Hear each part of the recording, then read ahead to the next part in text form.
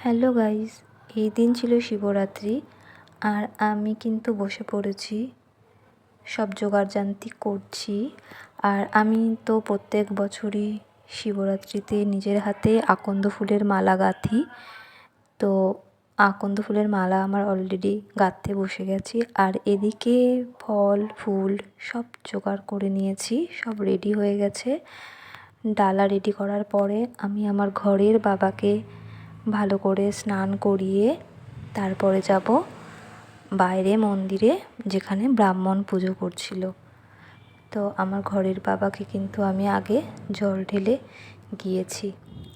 আর এইটা হচ্ছে আমি যেই মন্দিরে এসে পুজো দেব সেই মন্দির।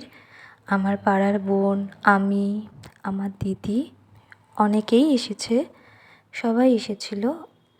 আমরা একটু মজা করছিলাম এখানে পুজো দেওয়ার আগে, কারণ ব্রাহ্মণ তখনও আসেনি, অনেক লেট করছিল। আমাকে বোন বলছিল খুব সুন্দর লাগছে।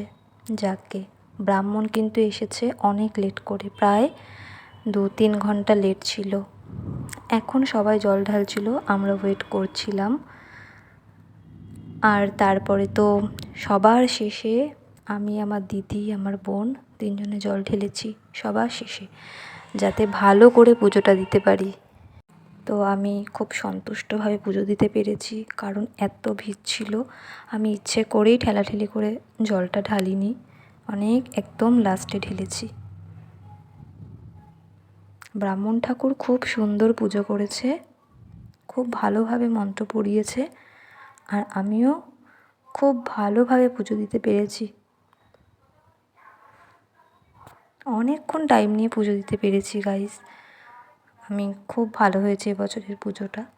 যদিও ব্রাহ্মণ আসতে লেট করলেও পুজোটা আমি ভালোভাবে দিতে পেরেছি, কারণ সবার শেষে আমি দিয়েছিলাম। যাকে ভগবান সবাইকেই ভালো রাখুক।